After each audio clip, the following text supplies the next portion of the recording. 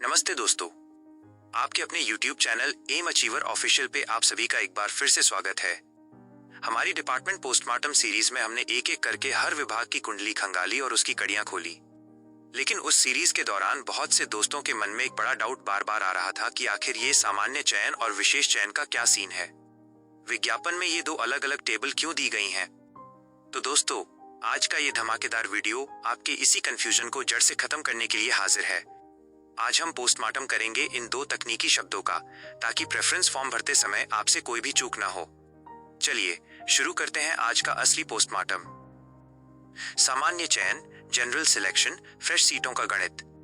सबसे पहले बात करते हैं सामान्य चयन की, जो किसी भी सरकारी भर्ती की मुख्य आधारशिला होती है। नई रिक्तियां, फ्रेश वैकेंसीज। सामान्य चयन का सीधा मतलब है वे सीटें जो इस साल नई विज्ञापित की गई हैं।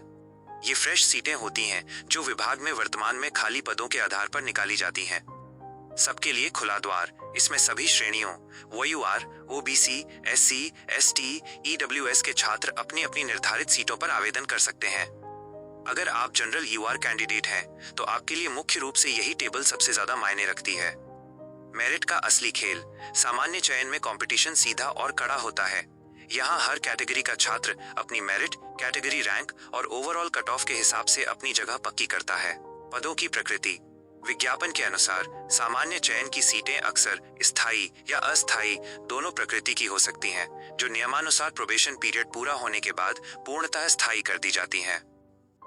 विशेष चयन, स्पेशल सिलेक्शन बैकलॉग, पुरानी अधूरी कहानी। अब आते हैं उस हिस्से पर जो अक्सर छात्रों को सबसे ज्यादा उलझन में डालता है, विशेष चयन या जिसे हम बैकलॉग भी कहते हैं। बची हुई सीटें। बैकलॉग सीट्स विशेष चयन वे सीटें होती हैं जो पिछली भर्तियों में किन्हीं तकनीकी कारणों या योग्य अभ्यर्थी न मिलने के कारण खाली रह गई थीं। इन पुरानी बची हुई सीटों को ही अगली भर्ती में विशेष चयन के रूप में शामिल किया जाता है। आरक्षित वर्गों का विशेष अधिकार। ये सीटें मुख्य रूप से SC, ST और कभी कभी OBC वर्ग के लिए ही आरक्षित होती हैं। विज्ञापन की विशेष चयन वाली टेबल में आप देखेंगे कि जनरल UR और EWS के सामने अक्सर 0 ही लिखा होता है। संवैधानिक कोटा। इन सीटों को भरने का मुख्य उद्देश्य पिछले कोटे की कमी को पूरा करना होता है, ताकि विभाग में हर वर्ग का संवैधानिक आरक्षण संतुलन बना रहे।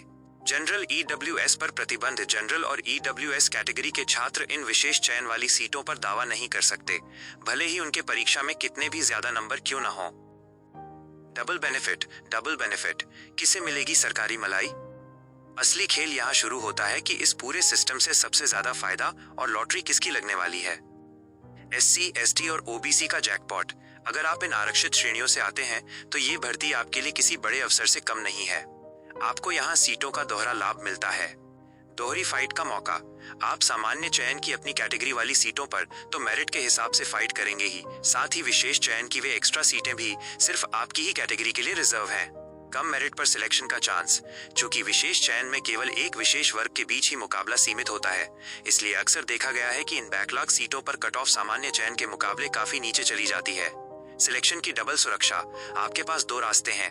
अगर सामान्य चयन की मेरिट बहुत हाई चली गई और वहां बात नहीं बनी, तो विशेष चयन की सीटें आपके सिलेक्शन को सुरक्षित करने के लिए ढाल बनकर खड़ी रहती हैं। निष्कर्ष और आपकी रणनीति। तो दोस्तों, इस पोस्टमार्टम का निचोड़ ये है कि सामान्य चयन सबके लिए खुला मैदान है, लेकिन विशेष चयन आरक्षित वर्गों के लिए एक शानदार वरदान है।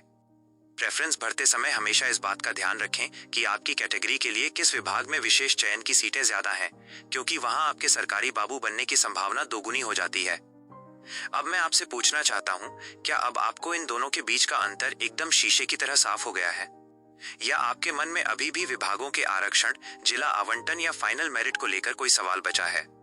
कमेंट करके जरूर बताएं। मेहनत पसंद आई हो तो वीडियो को लाइक करें, शेयर करें और अपने चैनल एम अचीवर को सब्सक्राइब करना न भूलें, ताकि आपकी तैयारी और जानकारी में कोई कमी न रहे।